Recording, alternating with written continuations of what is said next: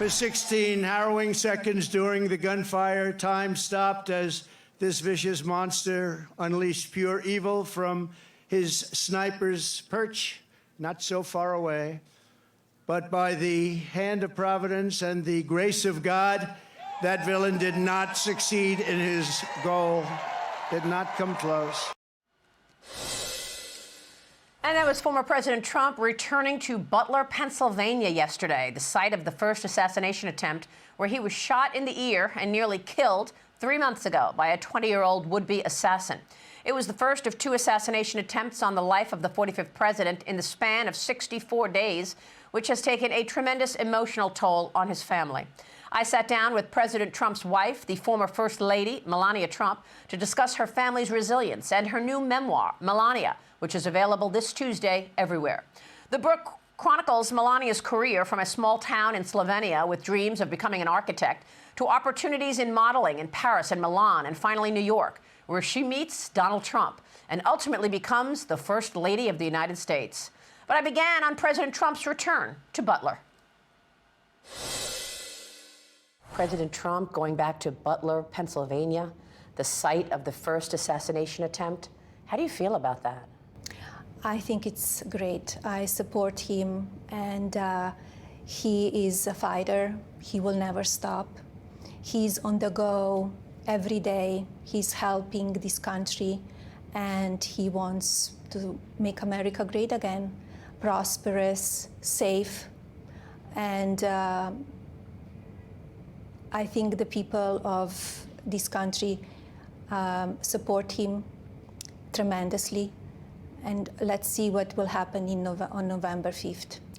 I mean, why was it important for him to go back to Butler?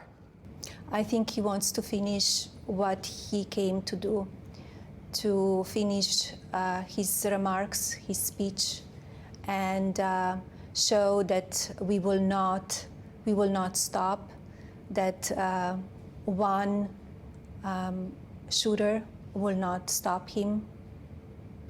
And you wrote about it in the book. You ended the book on the assassination attempt. The way you saw it, you played it back, and then you watched it again with Barron. How do you feel today about it? It's still very hard to see it. And new videos comes out, new digital videos comes out, the way his head was positioned, what would happen if he would not turn his head. So it's very hard to watch. Do you trust the Secret Service? I have a great team and my detail around me, and my husband as well.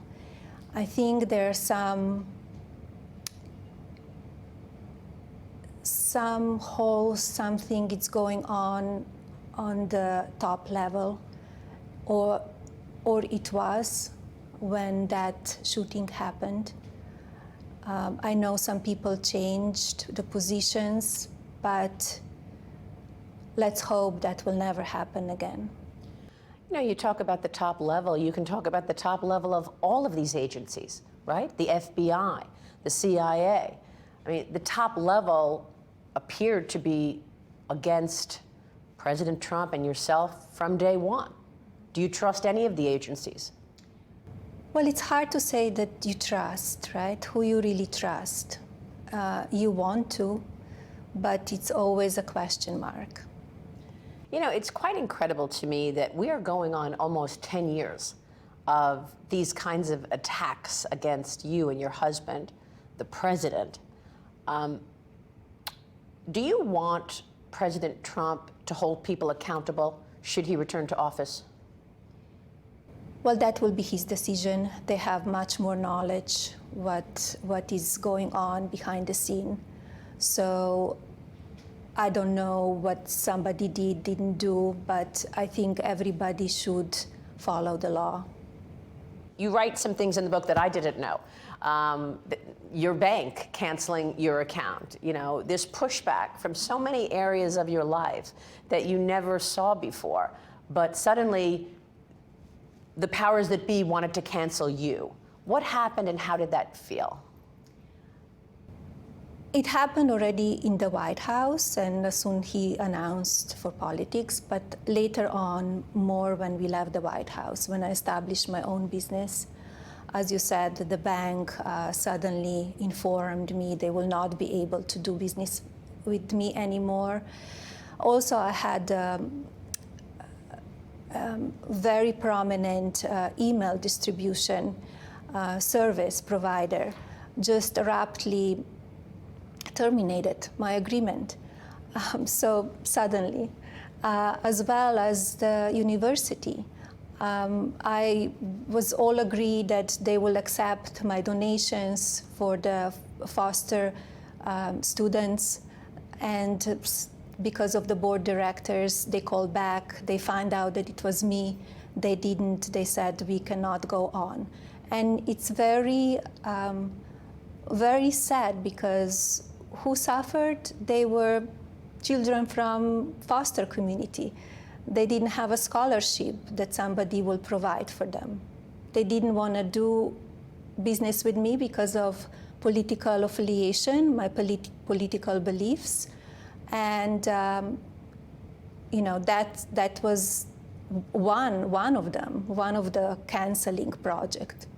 Has it changed, do you think, in the last few years at all? I think some people got the courage, and they said, like, they see it, what's going on, and they're not afraid to speak. But it's still going on. I think it's still cancel culture, and that trend, it's still going on. Stay with us. More of my sit-down with the former First Lady Melania Trump right after this. Welcome back. Former First Lady Melania Trump told me before she met Donald Trump, she studied industrial design and architecture, then got opportunities in modeling in Milan and Paris, but realized her American dream when she arrived in New York, thanks to courage and self-motivation. More now of my exclusive with Melania Trump. The polls are so close right now. What are we, a month away from the election? You and President Trump may be back in the White House next year. Have you thought about what's most important to you and what role you'd like to take on should you get the chance again? I think the most important thing is to establish the theme around you, that they serve you because they serve the country. Yeah. And what about the roles and the value that you will bring to the table? You've talked so much about children and women. Will that be a theme that you will get around or do new initiatives should you become First Lady again? Correct. I will continue my Be Best initiative and expand and see also what is important at that time. Because as we see, the world is changing so fast. And what will happen next year, we don't know. We don't have a crystal ball. So I will do my best that I can to support women, children, and well-being of them. So after I left the White House in 2021, I established my two platforms, Web 2 and Web 3, blockchain platforms that I create an art and collectibles, and all it's available on those two platforms, melaniatrump.com and usamemorabilia.com. So with that, I established Fostering the Future initiative. What it does is providing the financial support for the children from foster care community. So they have education, and I'm very proud. I have many students now in universities, and they're doing very well and they're thriving. So if we are back in the White House, I will expand that and add more stuff. I have more ideas. Are you surprised by these polls that they're so tight? I mean, President Trump talks about his plans all the time. You said drill, baby, drill. He talks about foreign policy, Israel, very close to his heart. And yet, Kamala Harris, his opponent, has not talked very much about her plans, and yet the polls are so close. What do you make of that? I don't believe in polls. I never did. I think on the end, people really see it, what's going on in the country, and how this leadership is performing.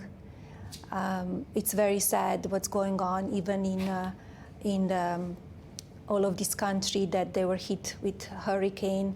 It's heartening to see on the television the people that they are suffering and calling for government to help them. Well, you're right, and President Trump went to Georgia. He was first to go to Georgia, and then President Biden went after President Trump went. And also he went to North Carolina, and now Kamala Harris is going to North Carolina. Those pictures are incredible. People hanging from trees. And now we learn that FEMA is out of money. Many congressmen have written to Alejandro Mayorkas saying, why did you spend so much money on illegal migrants, and now FEMA is out of money? What can you do about that as First Lady? I think what they need to do and what we can do is connect with businesses. So, private businesses and big businesses that they could help. Establish, foundations that they could help those people in need. Because they're suffering. I remember when I visited states when it was a hurricane, I was there with people, I was praying with them, sharing the stories, and also serving the food. And we were there with FEMA, helping them. And I think it's very important that they see that they have support behind them and that they will be okay. Just the fact that you're on the ground gives people the support. Correct. Melania, you also write about abortion in the book. You write that you are staunchly for a woman's right to choose. You are pro-choice. You write, it is imperative to guarantee that women have autonomy in deciding their preference in having children based on their own convictions, free from intervention or pressure from government. Had you spoken to President Trump about that before you wrote that in the book? Yes, he knew my position and my beliefs since the day we met. I believe in individual freedom. I want to decide what I want to do with my body. I think I don't want government in my personal business. I think it's very important. And as I said in the book, and it's very well explained in the chapter, what does really my body, my choice means? Because timing really matters, and also the restrictions. So I encourage people to read it, because we live in the world that everybody should have individual freedom. It was interesting that you wrote this in the book right before a presidential election. Well, that was not written in the last week or the last month. These are your convictions. Correct, but that book was written months before, and it was in a print months before. So that was my belief, and it is my belief, and I wanted to put it in the book because I want to be authentic. I want people to read the book because they could find out a lot of things that were never discussed. I'm very selective what I do, and when I'm doing interviews or not, or where I am or not. And this is my story. This is my perspective and the truth. And there is a lot of misinformation about me and falsehoods written about me. So that book, Melania, it will bring my truth and the truth. How do you think the Republicans and President Trump have handled this issue? He knew my beliefs, as I said, so he knew it will be in the book. He let me be who I am, and he let me believe what I believe. He let me be my own person, and he respects that, and I respect that as I let him be his own person. He has different beliefs, and he will do what he believes. He will be if he will be elected official. And you're not worried about people saying, I can't vote for this ticket because of this issue? I don't worry. Everybody needs to decide what they want to do. Melania, you talk so lovingly about your mother in the book. I know you lost your mother in the last 2 years. Tell me about your mother. You got an outpouring of love after she passed. Yes, I did. And to everybody, I want to thank for beautiful letters, prayers, very kind notes. From all over the world, I got so many beautiful letters. And thank you for that, everybody. My mother was a special woman.